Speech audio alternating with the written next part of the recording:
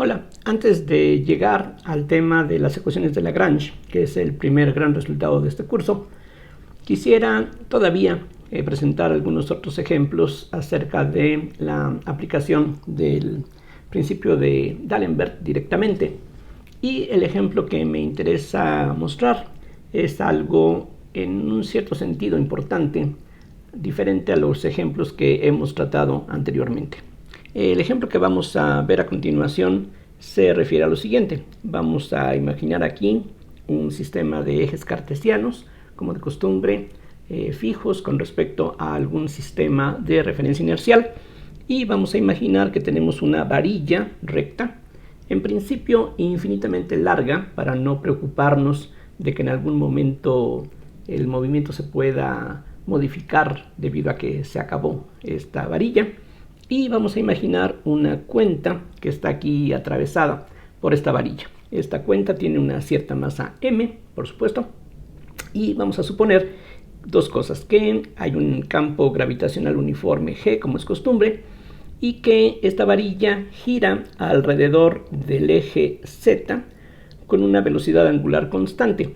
Lo de que la velocidad angular sea constante va a simplificar algunos de los cálculos, como veremos enseguida, y vamos a suponer que aquí hay un cierto ángulo alfa que es constante también. Entonces lo que va a ocurrir es que con el paso del tiempo esta varilla va a describir un cono que va a tener como eje al eje Z, y lo que queremos determinar es cómo se mueve esta cuenta, suponiendo que no hay fricción, como de costumbre. Entonces, bueno, este es un problema muy sencillo que se puede plantear directamente con la ayuda de la segunda ley de Newton, precisamente, pero aquí lo que quiero hacer para comenzar es mostrar cómo de una manera muy simple se satisface el principio de D'Alembert. Entonces, para eso ya hemos visto que lo que conviene hacer desde un principio es parametrizar los vectores de posición de los cuerpos de interés. En este caso solamente hay uno, es decir, en este problema tendríamos nada más una sola partícula, un solo cuerpo que nos interesa aquí describir. Queremos saber cómo se mueve bajo la acción de la fuerza gravitacional y debido al efecto de que la varilla está girando, repito. Y en este caso vamos a ver también que el número de grados de libertad es 1. En este ejemplo coincide el número de cuerpos con el número de grados de libertad. Aquí una coordenada natural que podemos emplear es la distancia que hay del origen a la localización de esta canica. No importa si la R la medimos hasta el centro de la canica, no es algo muy importante, pero vamos a suponer que eso es así. De hecho, aquí implícitamente vamos a pensar que tenemos en efecto una partícula puntual, así es de que si es un punto, pues cualquier lugar de esa partícula nos serviría igualmente bien para especificar el punto donde va a terminar el vector de posición, que aquí trazo en color azul. Entonces esto que está en color azul sería el vector de posición de esta partícula con respecto a este origen. Entonces, como en la lección anterior, un primer paso muy importante es dar una parametrización para este vector de posición, y en esa parametrización vamos a poder constatar que efectivamente hay un solo grado de libertad, y ese único grado de libertad tiene que ver con que esta coordenada radial r es la única variable que necesitamos. Entonces vamos a suponer que el tiempo lo medimos desde el momento en que esta varilla se encontraba en el plano XZ. El eje X lo vamos a suponer en esta dirección, este es el eje Y, de tal manera que este sistema de ejes es un sistema derecho en el sentido de que el producto cruz de I cruz J es K. Entonces decía, vamos a suponer que echamos a andar el cronómetro justamente en algún momento en el que la varilla se encuentra en el plano XZ, y a partir de ese momento lo que va a ocurrir es que esta canica va a describir en el espacio una circunferencia que se encuentra a una cierta altura z constante. Visto desde arriba, lo que veríamos sería simplemente un movimiento circular uniforme, porque esta omega es constante. De ahí entonces no resulta tan difícil darse cuenta de que el vector de posición que aquí ya hemos definido se va a poder expresar de la forma que voy a indicar a continuación. Sería esta distancia radial r por un vector unitario. Vean que aquí ya desde un inicio esta distancia r es la norma de este vector, así es de que lo que falta aquí es simplemente un vector unitario que nos dé la dirección correcta, y esa dirección pues es la de un vector que está girando con una velocidad angular constante omega. Entonces aquí lo que necesitamos es el seno de alfa por el coseno de omega t por i más el seno de alfa por el seno de omega t por j, y finalmente más el coseno de alfa por k. Si ustedes conocen la definición de las coordenadas esféricas, van a darse cuenta de que esto precisamente corresponde a esa definición. Esta r sería la coordenada radial, alfa es lo que regularmente se representa con la letra teta en los libros de física y se llama usualmente el ángulo polar, mientras que omega t es el ángulo azimutal, que frecuentemente se representa con la letra minúscula phi. Entonces uno puede convencerse de que efectivamente esta es la expresión correcta. Vean que la tercera coordenada es constante porque esta alfa es constante. Entonces alfa es constante, m es constante, g es constante, omega es constante. Aquí la única variable es la r. Entonces en este caso el vector de posición está en términos de la coordenada radial r y del tiempo t. Esa es la diferencia en este ejemplo con respecto a los ejemplos que habíamos tratado con anterioridad. En todas las lecciones anteriores siempre habíamos encontrado que los vectores de posición del cuerpo o los cuerpos de interés se expresaban en términos de un conjunto de variables, pero no del tiempo en forma explícita. Si ustedes revisan, y la invitación es que lo hagan, si revisan los ejemplos que habíamos tratado anteriormente, teníamos vectores de posición que eran funciones de x, de y y cosas así, pero nunca aparecía el tiempo en forma explícita. En aquellas otras expresiones que teníamos antes, claro, la x, la y y demás podían ser función del tiempo. Por ejemplo, el último caso que tratamos en la lección pasada se refería a un péndulo simple. Allí el vector de posición se expresaba en términos del ángulo teta. Teta va a variar con el tiempo, sí, pero la expresión para el vector de posición no contenía en forma explícita a la t. Entonces, esta es una diferencia con respecto a todos los demás ejemplos que habíamos tratado previamente, y por eso vale la pena el que nos fijemos en este ejemplo en particular, por la diferencia que significa el hecho de que en este caso la r sea una función que depende, voy a ponerlo así, que depende de r y de t. Los demás argumentos que aparecen aquí son constantes, la alfa es constante, la omega es constante, pero las variables que tenemos son r y t. Bien, bueno, de hecho aquí para ser más precisos tendría que poner una flecha sobre la f para recalcar que se trata de una función vectorial. Pero en fin, eso es lo que necesitamos. Ahora vamos a comprobar que en este ejemplo también, que es diferente a los anteriores por esta razón de que el tiempo aparece en forma explícita, vamos a ver que el principio de D'Alembert se satisface en una forma trivial. Recuerden, el principio de D'Alembert lo que nos dice es que la suma desde alfa igual a 1 hasta n, y en este caso la n vale 1, de la fuerza de constricción sobre la partícula número alfa por la derivada del vector de posición con respecto a todas y cada una de las coordenadas generalizadas, que en este caso nada más hay una, es la r, la que hemos escogido. Queremos demostrar que esto vale efectivamente 0.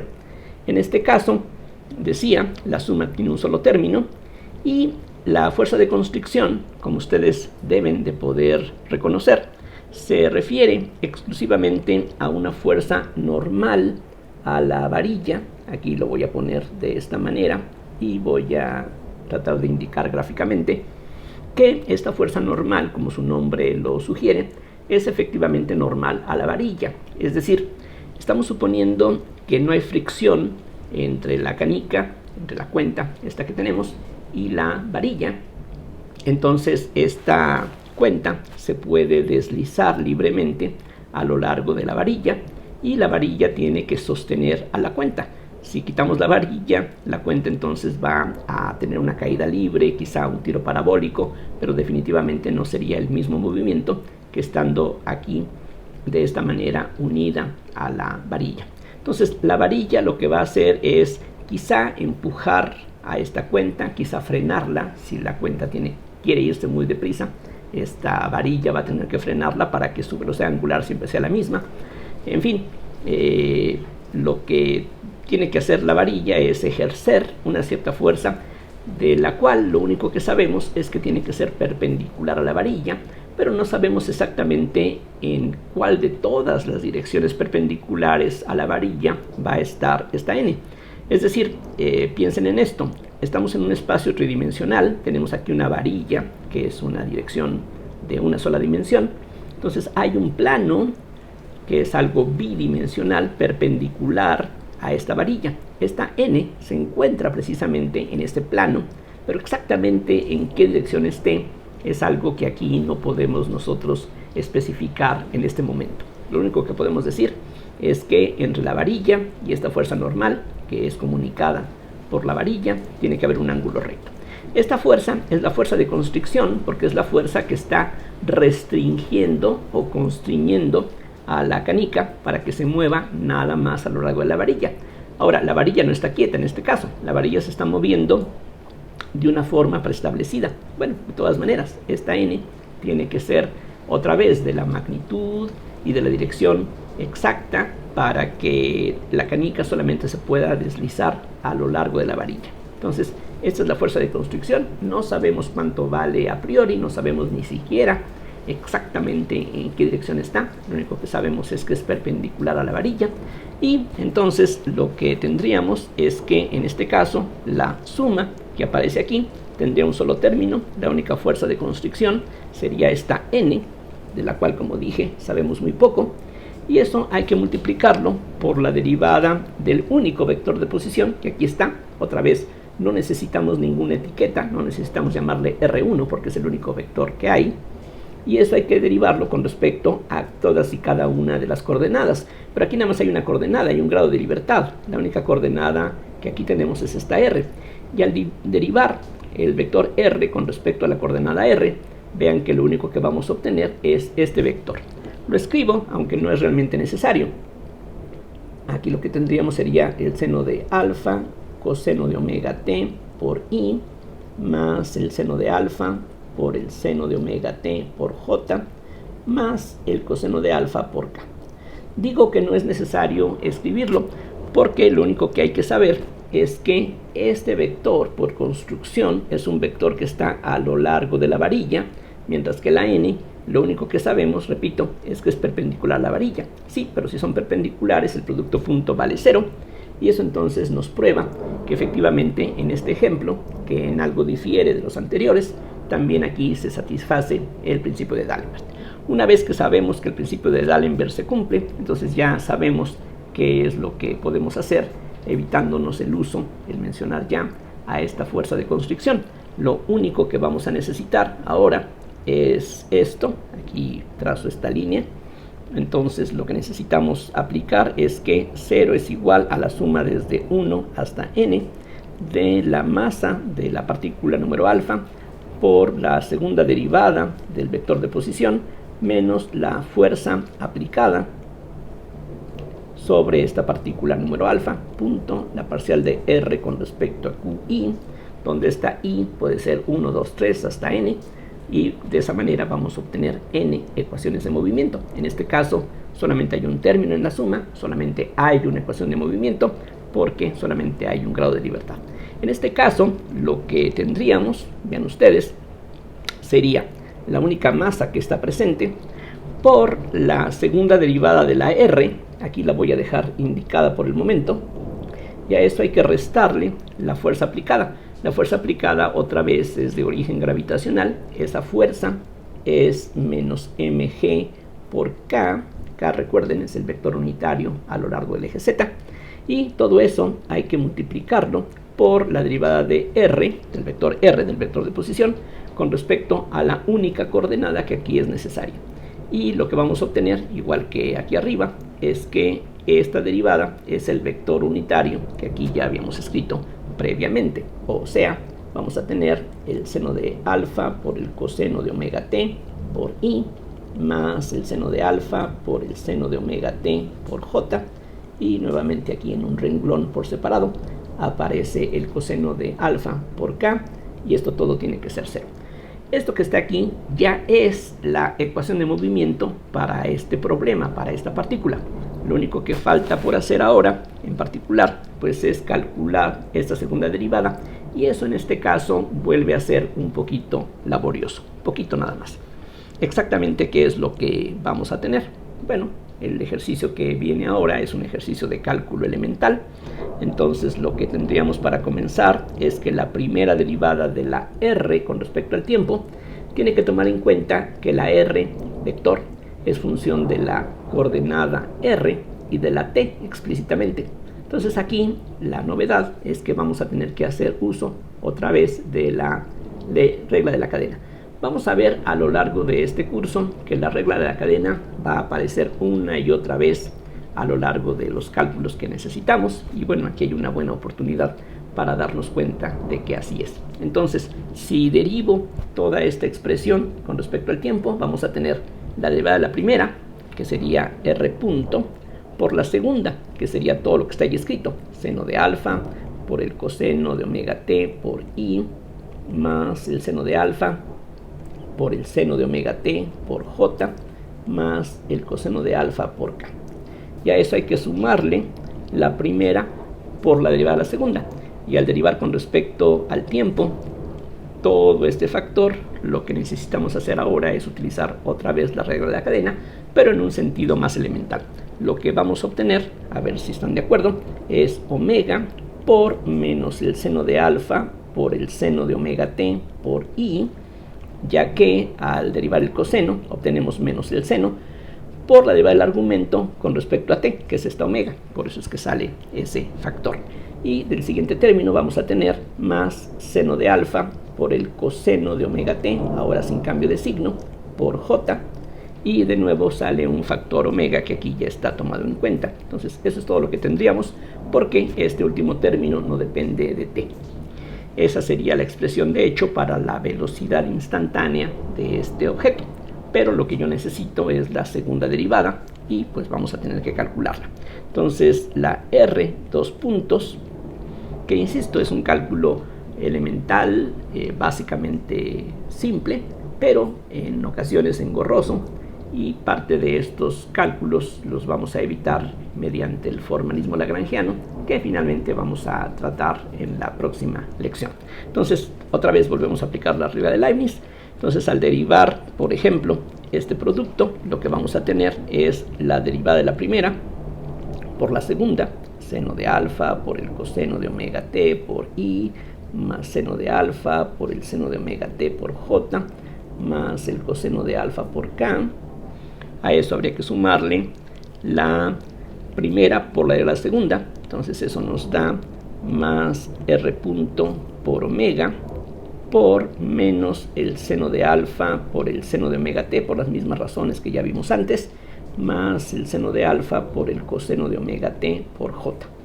Y eso apenas es la derivada de esta línea. Ahora hay que sumarle la derivada de esta otra línea, y al derivar este producto nuevamente vamos a tener dos términos. Uno que sería la derivada de la primera por la segunda, pero vean que aquí al derivar vamos a obtener justamente lo que está aquí. Entonces todo esto va a verse multiplicado por un factor de 2, y lo único que falta es un término donde la derivada ahora nuevamente actúa sobre el factor que está aquí dentro del paréntesis, y eso lo que nos va a dar es r por omega cuadrada por menos el seno de alfa coseno de omega t menos el seno de alfa por el seno de omega t, nuevamente utilizando la regla de la cadena en su forma elemental. Entonces eso es lo que se obtiene, y vean ustedes que hay pues cierta regularidad en las expresiones que hemos obtenido, y vamos a ver qué resulta de todo esto a la hora de sustituir. Esto es un poquito laborioso, sobre todo porque las expresiones son medianamente extendidas, pero vamos a ver qué se obtiene de todo esto. Noten, para simplificar, que hay una m que es factor común, se puede extraer, y como todo está igualado a 0, esa m se puede eliminar. Entonces eso es una simplificación conveniente que vamos a hacer para que las expresiones no resulten tan complicadas. Entonces lo que vamos a tener es la expresión para la r dos puntos, que es todo esto. Y bueno, lo escribo. Aquí el problema es simplemente copiar y pegar. Entonces lo que vamos a tener es, en lugar de este r dos puntos ya sin la m, es toda esta expresión. Y eso entonces nos da r dos puntos por el seno de alfa coseno de omega t por i, más el seno de alfa seno de omega t por j, más el coseno de alfa por k. A eso hay que sumarle 2 veces omega r punto por menos el seno de alfa seno de omega t por i, más el seno de alfa por el coseno de omega t por j. Aquí podríamos haber factorizado un seno. En el último término sí lo voy a hacer, entonces aquí lo que tendríamos sería menos omega cuadrada por r, por el seno de alfa, que multiplica al coseno de omega t por i, más el seno de omega t por j. Entonces todo eso sería la expresión para el vector r dos puntos, que representa la aceleración. A eso solamente falta que agregarle g por k, después de que habíamos cancelado la m, y todo esto hay que multiplicarlo en producto punto por este vector unitario, seno de alfa por el coseno de omega t por i, más seno de alfa por el seno de omega t por j, más el coseno de alfa por k, y el resultado de todo eso tiene que ser 0. Esta es la única ecuación de movimiento que tenemos en este caso. Distribuimos, y lo que uno puede notar es que, bueno, este vector es el mismo vector que está aquí. El producto punto es primera con primera, más segunda con segunda, más tercera con tercera. Pero de la primera con la primera vamos a tener seno cuadrado de alfa coseno cuadrado de omega t. Después vamos a tener seno cuadrado de alfa, seno cuadrado de omega t. Al sumarse los dos, el coseno cuadrado de omega t con el seno cuadrado de omega t es idénticamente 1. Así es de que solamente vamos a obtener seno cuadrado, que sumado con el coseno cuadrado que viene de la tercera por la tercera nos da 1. Lo único que estamos haciendo es comprobar lo que ya sabíamos desde un principio. Este vector es un vector unitario a lo largo de la varilla. Entonces aquí lo que va a quedarnos es r dos puntos por 1 y se acabó. Del siguiente término, lo que vamos a tener que hacer es algo similar. Vamos a tener que multiplicar la primera componente por la primera, más la segunda por la segunda, y nada más, porque aquí no hay tercera, la tercera vale 0. Entonces, ¿qué es lo que va a ocurrir? Bueno, vamos a tener un factor común de seno cuadrado de alfa, y en un caso vamos a tener menos seno coseno de omega t, y después vamos a tener más coseno seno. Entonces este término todo desaparece. Aquí con este que tenemos debajo ocurre algo también sencillo. Lo que vamos a encontrar es que al multiplicar la primera con la primera vamos a tener un coseno cuadrado de omega t por el seno de alfa, y de esta con esta vamos a tener un seno cuadrado de omega t por el seno de alfa. Como coseno cuadrado más seno cuadrado es igual a 1, todo lo que va a resultar de aquí es omega cuadrada por r por el seno de alfa al cuadrado.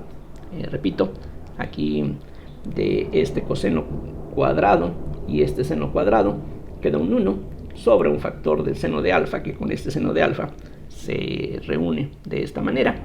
Y finalmente, de este término, al multiplicarlo por este que está aquí, los demás términos desaparecen porque k.i, k.j vale 0. Solamente vamos a encontrar g por el coseno de alfa. Entonces vamos a tener más g por el coseno de alfa, y todo eso es igual a 0. Entonces esta es la única ecuación de movimiento que tenemos en este caso, y aquí se cumple lo que es más o menos regular en todos estos problemas. Si tenemos un sistema con n grados de libertad, vamos a encontrar n ecuaciones diferenciales de segundo orden. Aquí hay un solo grado de libertad, entonces tenemos una sola ecuación diferencial de segundo orden, que es esta que tenemos a la vista. La ecuación en realidad es bastante simple. Si ustedes observan, es una ecuación de segundo orden, inhomogénea, lineal, que es pues fácil de resolver. Este es un buen ejercicio para aplicar los métodos elementales de solución de ecuaciones diferenciales. Entonces, si hacemos las cosas siguiendo el esquema habitual, entonces lo primero que podemos hacer es resolver la ecuación homogénea correspondiente. Entonces tenemos aquí lo que en ecuaciones diferenciales llamaríamos la ecuación reducida,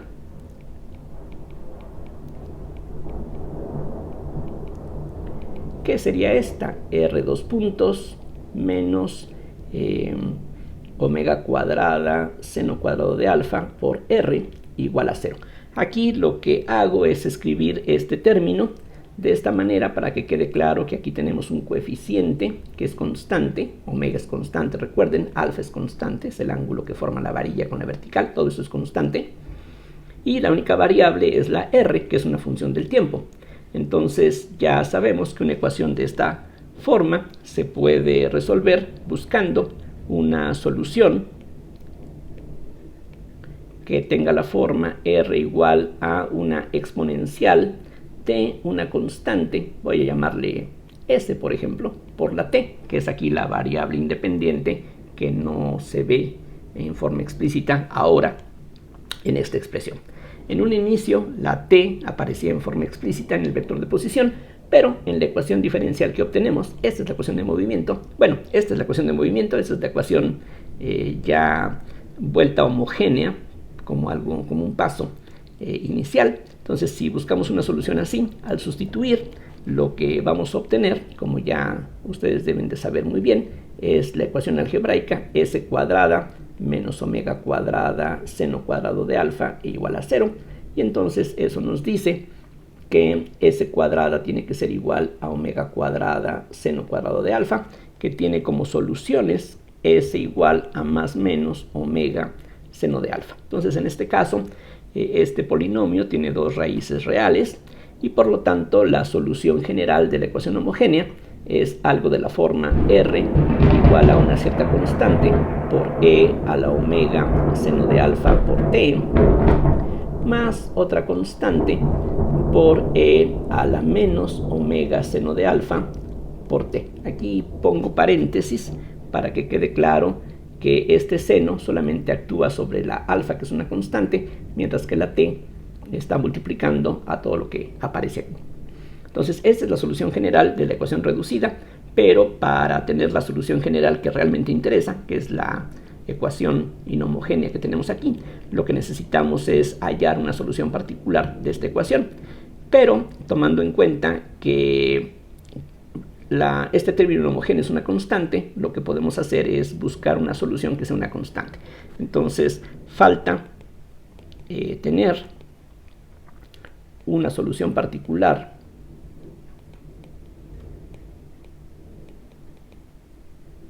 de la ecuación inhomogénea, que se puede escribir así, r2 puntos menos omega cuadrada seno cuadrado de alfa por r igual a menos g coseno de alfa. Lo que hago es pasar esta inhomogeneidad al lado contrario para que de nuevo tenga la forma estándar, y entonces lo que hacemos es proponer. Entonces proponemos una r particular que sea una constante, voy a llamarle C mayúscula, no hay problema. Entonces, al sustituir, cada vez que derivamos con respecto al tiempo esta constante, obtenemos 0. Todo lo que nos queda es 0 menos omega cuadrada seno cuadrado de alfa por esta constante igual a menos g coseno de alfa. Y eso entonces nos dice cuánto tiene que ser esta constante. Esta constante, por lo tanto, sería g coseno de alfa sobre omega cuadrada seno cuadrado de alfa. Y así se puede dejar indicado. En conclusión, la solución general de la ecuación de movimiento Entonces la conclusión es esta, que la solución general de la ecuación de movimiento, que es precisamente la ecuación diferencial lineal inhomogénea de segundo orden que teníamos aquí arriba, bueno, ya su solución la podemos escribir. Esa solución, r como función de t, pues sería una constante a, que depende otra vez de las condiciones iniciales, por e a la omega seno de alfa por t, más b por e a la menos omega seno de alfa por t, más la constante que nos da la solución particular de la ecuación inhomogénea, que como vimos es g por el coseno de alfa sobre omega cuadrada seno cuadrado de alfa. Entonces esa es la solución general que nos dice qué es lo que puede hacer esta canica que está aquí ensartada en esta varilla que gira con una velocidad angular constante, formando todo el tiempo un ángulo alfa con la vertical. Aquí, por supuesto, pues hay una infinidad de posibilidades dependiendo de las condiciones iniciales, o lo que es lo mismo, dependiendo de los valores de A y B.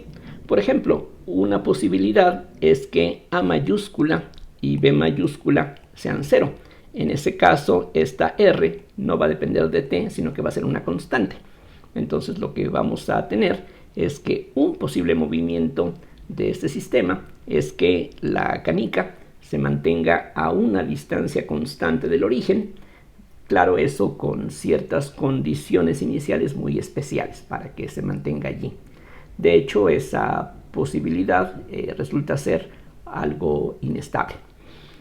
Para representar lo que esta solución nos da, es decir, la expresión que tenemos aquí es perfecta, es completa. Aquí tenemos todo lo que pudiésemos desear. Sí, pero es una expresión que quizá es demasiado completa y al mismo tiempo demasiado en el sentido de que, como dice la expresión popular, los árboles no nos dejan ver el bosque, es decir, es tan explícita que nos perdemos en esa expresión. Así es de que en este caso, como en muchos otros, conviene expresar la solución de una forma que sea un poquito más fácil de seguir, de fácil de entender. Y para eso lo que conviene hacer es introducir algunos conceptos que en otros casos sobre todo son particularmente útiles. Entonces lo que podemos notar es que la ecuación de movimiento que tenemos aquí dada arriba se puede escribir de una forma alternativa que resulta conveniente en este problema. Exactamente lo que voy a hacer a continuación es el mismo truco que ya vimos en la lección anterior, es decir, voy a multiplicar ambos lados de la ecuación por r punto. Entonces, aunque repito, ya la solución explícita, completa de la ecuación, ahí la tenemos, pues conviene quedarnos con una información aparentemente menos completa, pero más fácilmente pues accesible a la intuición y a muchas cosas más. Entonces, si multiplico por r punto, lo que queda es que 0 es igual a r punto por r2 puntos menos omega cuadrada seno cuadrado de alfa, que es una constante, recuerden, por r punto más g coseno de alfa, que es otra constante, por r punto. Entonces todo lo único que hice fue tomar esta ecuación, que es la ecuación diferencial de movimiento, que ya pudimos resolver en forma explícita, pero en lugar de eso, en lugar de quedarnos con la solución explícita, va a ser conveniente multiplicar todo por r punto. Este truco frecuentemente sirve y en este caso vamos a ver que nos lleva a una forma conveniente de analizar el movimiento que vamos a tener aquí. Entonces, lo que sigue es ahora reconocer que cada uno de estos términos se puede ver como la derivada con respecto al tiempo de alguna expresión que es fácil de identificar. Por ejemplo, Este primer producto, R punto por R dos puntos, es un medio de la derivada de un medio de R punto cuadrado. Vean que al derivar, este 2 baja y se cancela, queda R punto a la primera potencia por la derivada de R punto, que es R dos puntos. Este otro término es algo más o menos similar. Tendríamos menos un medio de omega cuadrada seno cuadrado de alfa, que es una constante, por R cuadrada. Otra vez, al derivar, este 2 baja y se cancela, queda R a la primera potencia por la derivada de la R, que es la R punto. Y finalmente, el último término es simplemente G por el coseno de alfa por R. Al derivar este producto, como esto es una constante, lo que obtenemos es esto que está aquí.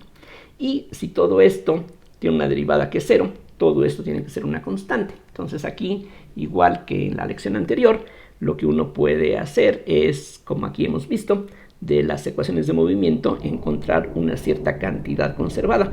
Esta cantidad conservada, de nuevo, tiene cierta relación con la energía total. De hecho, en este caso, curiosamente, esto que está aquí no corresponde a la energía total.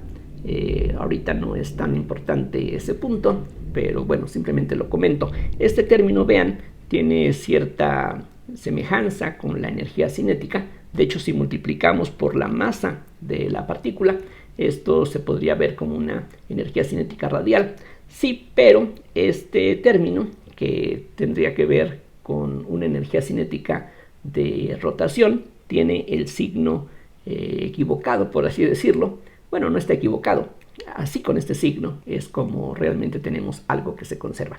En este caso, la energía no se va a conservar porque la varilla es capaz de darle impulso, darle energía a la canica. Entonces, por eso la energía de la canica no se va a conservar, sino que hay aquí algo que va a estar dándole o quitándole energía, y por eso es que la energía no se conserva. Lo que se conserva es esto, que tiene unidades de energía sobre masa, pero no es la energía. Pero no importa, lo importante es que esto es una constante. Entonces lo que tenemos es que R punto al cuadrado menos omega cuadrada seno cuadrado de alfa por R cuadrada más 2G coseno de alfa por R es igual a una cierta constante. Esa constante voy a llamarla E', simplemente porque tiene cierta relación con la energía. No lo es, ni siquiera tiene unidades de energía, bueno, pero tiene cierto parecido, y en lugar de llamarle C o algún otro nombre que suene más impersonal, pues aquí voy a llamarle E', pero cualquier otro garabato sería igualmente aceptable. Entonces lo que hice fue simplemente reconocer que esto tiene que ser una constante, multiplico todo por 2 para eliminar estos denominadores que pueden ser latosos. Este queda multiplicado por 2. Si esto es una constante, su doble también es una constante. Tenemos esto que está aquí. Y ahora hacemos algo que es muy frecuente en la geometría analítica, por ejemplo, aunque en otros temas también. Aquí podemos completar cuadrados, y lo que va a ocurrir es que toda esta expresión se puede escribir también de esta manera, como R punto al cuadrado menos, por ejemplo, vamos a tener omega seno de alfa por R menos, aquí necesitamos un G coseno de alfa sobre omega seno de alfa. Si elevamos al cuadrado esta expresión, vamos a tener el cuadrado del primero, que es este, con el signo correcto. Del doble producto saldría aquí algo negativo, con este signo menos quedaría más, y aquí está el 2. Al multiplicar estas dos cosas, este factor omega seno de alfa se cancela y solamente queda G coseno de alfa por R, que es justamente lo que tenemos aquí. Pero de este binomio al cuadrado habría un término extra que tenemos que compensar. Entonces lo que hago es, del lado derecho, sumar lo que estaría de sobra también del lado izquierdo. Es decir, aquí estuvo muy confuso lo que dije, pero bueno, esto es lo que necesito. Necesito restar este cuadrado a ambos lados. Vean por qué, vamos a ver si el signo está correcto. Al desarrollar este binomio, vamos a tener el cuadrado del segundo, que acá arriba no está, con signo menos. Entonces lo que hago es que en ambos lados agrego ese término, y entonces ya las dos cosas equivalen a lo que está ahí arriba. Esto que está aquí es la ecuación de una hipérbola, o más bien de las dos ramas de una hipérbola. Aquí quizá resulta un poquito confusa la expresión. Ayuda quizá el que si pensamos que aquí fuera un signo más, eso se reconoce como la ecuación de una circunferencia con su centro que no estaría en el origen, pero con el signo menos, esto es, como dije, las ramas de una hipérbola. Con un poquito de práctica, de imaginación y demás, uno puede darse cuenta de que esto que tenemos aquí es la ecuación de una familia de curvas. La familia precisamente está determinada por los valores de E'. Con diferentes valores de E' vamos a tener diferentes curvas, y esas curvas son en su mayoría, como dije, ramas de hipérbolas. Entonces, concretamente, lo que vamos a tener es que si colocamos en el eje vertical la R punto, y si colocamos en el eje horizontal esencialmente la R, pero para que las cosas sean un poquito más fáciles de interpretar, lo que voy a hacer es tomar no la R sola, sino la R multiplicada por este factor, que es la omega seno de alfa como factor. Aquí noten que si todo anda bien, este término al cuadrado tiene que tener las mismas unidades que este al cuadrado, así como está. Es decir, estos son metros sobre segundo todo al cuadrado, y esto también tiene que ser exactamente lo mismo. Es decir, ya de esta manera, con este factor, los dos ejes estarían en las mismas dimensiones, entonces ya es más fácil aquí de hacer la comparación. Entonces, lo que esta ecuación representa es algo como lo que ahora voy a tratar de dibujar en este diagrama. Aquí trazo dos líneas que intento que sean rectas a 45 grados. Este punto que se encuentra aquí en medio, que sería algo así como el centro de las hipérbolas, va a tener como coordenadas, bueno, la coordenada vertical vale 0. Vean que aquí no fue necesario hacer ninguna traslación, pero aquí sí. Entonces, este punto que está aquí precisamente corresponde al lugar en donde esta diferencia vale 0, o sea que corresponde a que, aquí voy a utilizar otro color, este punto de aquí corresponde, decía, a que omega seno de alfa por R sea igual a G coseno de alfa sobre omega seno de alfa, o lo que es lo mismo, esto equivale a decir que la R es G coseno de alfa sobre omega cuadrada seno cuadrado de alfa. Bueno, ahorita regresamos a eso. Las demás curvas son cosas como esta. Son ramas de hipérbolas. Espero que el dibujo, a pesar de su imprecisión, sirva para dar la idea que aquí se trata de transmitir. Entonces serían cosas así. Estas curvas tienen un nombre propio. Se les llama curvas fase, y esto que está aquí se le llama plano fase. Es algo que se emplea, por ejemplo, en el estudio de ecuaciones diferenciales en general. Y bueno, aquí, como ya hemos visto en los problemas de la mecánica, eso es lo que tenemos frecuentemente, ecuaciones diferenciales que tenemos que resolver. Entonces, este punto que aparece aquí es precisamente, si comparamos con lo que tenemos aquí arriba, vean, había dicho hace unos minutos que una posible solución correspondería a que las constantes a y b fuesen 0. Si son 0, estos términos desaparecen y la r sería una constante, que es justamente esta constante. Este punto de aquí corresponde a un valor muy particular de r, en donde la canica se podría mantener en equilibrio, un equilibrio inestable, pero finalmente en equilibrio. Y las otras curvas que aparecen aquí corresponden a otros posibles movimientos. Recuerden que en cálculo sabemos que si la derivada de una función es positiva, la función es creciente. Entonces, eso quiere decir que el tiempo va en ese sentido, porque en el semiplano superior, si estamos en puntos de aquí arriba, la r punto es positiva, Si es positiva la derivada, significa que la R crece con el tiempo. Entonces, con el paso del tiempo, la R va a ir creciendo. En cambio, cuando la R punto es negativa, lo que vamos a tener son funciones decrecientes del tiempo, entonces vamos a tener cosas como esta. Entonces, el diagrama, ya en forma un poquito más completa, sería una cosa como esta. Aquí estas flechas indican el sentido del tiempo y estas flechas nos muestran de una manera gráfica cuáles son los posibles movimientos que la canica va a poder realizar. Entonces, para terminar esta lección, voy a repetir el dibujo que teníamos al principio, simplemente para que se aprecie qué es lo que está ocurriendo. Teníamos esta varilla con esta cuenta, la varilla está girando con una velocidad angular constante y pueden pasar muchas cosas. Una de tantas es que la partícula se quede en una cierta posición que está dada de esta forma.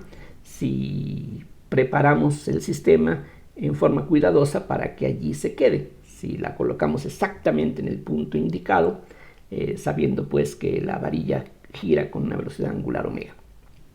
Si no tenemos esa precisión o ese cuidado, lo que puede ocurrir es que el movimiento de la canica sea como esta curva nos da. Puede ser que la R, vean, este punto corresponde a R igual a 0, entonces puede ser que la canica comience aquí y a medida que el tiempo pasa, esto vaya variando de esta manera, con la R creciendo a medida que el tiempo pasa. Eso corresponde precisamente a este término exponencial que nos dice que al cambiar el tiempo, si la A es positiva y diferente de 0, por supuesto, entonces lo que vamos a tener es una función que crece, crece, crece, crece, y eso corresponde precisamente a esta gráfica. Si comenzamos desde el origen, pero la velocidad angular no es tan grande, entonces lo único que va a ocurrir es que la canica va a subir y después va a regresarse. Es lo que una curva como esta nos da. Aquí comenzamos en el origen, va subiendo, subiendo, subiendo, porque la R va creciendo. Lo que aquí se ve en esta curva, acá se vería como que la canica va subiendo, pero llega a un punto de retorno, así se llama, en donde se detiene momentáneamente y se regresa. En este punto la velocidad instantánea vale 0, es decir, se detiene momentáneamente y después comienza a regresar hacia el origen. En cambio, si comienza del otro lado de este punto de equilibrio, lo que puede pasar es que la canica venga acercándose hacia el origen, llegue a un punto de retorno y se regrese. Es lo que una curva como esta nos está representando. La R va decreciendo, aquí lo podemos ver en la gráfica, hasta llegar a un valor mínimo en donde la derivada vale 0. Suena todo consistente, ¿verdad? Entonces, después de eso, va a regresar y de nuevo va a alejarse hacia el infinito. Entonces, esto que está aquí resulta, en cierto sentido, más útil que la expresión explícita que tenemos aquí arriba. Y en muchos casos, como quizá ustedes ya lo han visto en cursos de ecuaciones diferenciales, un diagrama como este, un diagrama fase o un plano fase, puede ser un sustituto de la solución en forma analítica, sobre todo en aquellos casos en donde uno no puede hallar la solución a este grado de detalle. Entonces, un diagrama como este puede ser bastante útil para analizar en forma cualitativa cómo puede ser el movimiento de esta canica. Estas líneas punteadas, ya para terminar, precisamente corresponden a lo que ocurriría si esta canica se desplaza ligeramente en una dirección o en otra de esta posición de equilibrio que es inestable. O sea, aquí se puede quedar en principio eternamente, de la misma manera que un lápiz podría quedarse eternamente parado sobre su punta, pero ya sabemos que eso pues es algo altamente inestable. Esto es exactamente igual de inestable. Entonces, lo que puede ocurrir es que en lugar de quedarse allí con la menor perturbación, puede irse hasta el infinito o puede regresarse hacia el origen. Aquí el sentido del tiempo de nuevo está dado de esta manera, en esta dirección. A ver, regreso al color negro. El tiempo va así o así, y del lado de abajo va así o así. Entonces, si comenzamos con la canica en esta posición de equilibrio inestable, lo que puede pasar es que se vaya con R tendiendo a infinito o que se vaya con la R tendiendo a 0. Lo que ocurre de este lado aquí no tiene ningún sentido porque R's negativas no existen. Entonces, aunque la solución y la ecuación diferencial tiene sentido para cualquier valor de la R, positivo o negativo, aquí por razones físicas o geométricas solamente nos interesan R's positivas. Lo que pase cuando la canica choca con el extremo, pues depende de las suposiciones físicas que hagamos acerca de ese choque. Si aquí pensamos que hay un tipo de barrera en donde la canica puede chocar elásticamente, entonces cuando choca vuelve a comenzar del otro lado. Entonces aquí habría un salto repentino y entonces eso haría que regresara de nuevo. Por ejemplo, si la canica viene así, al llegar a este punto, podría entonces reaparecer.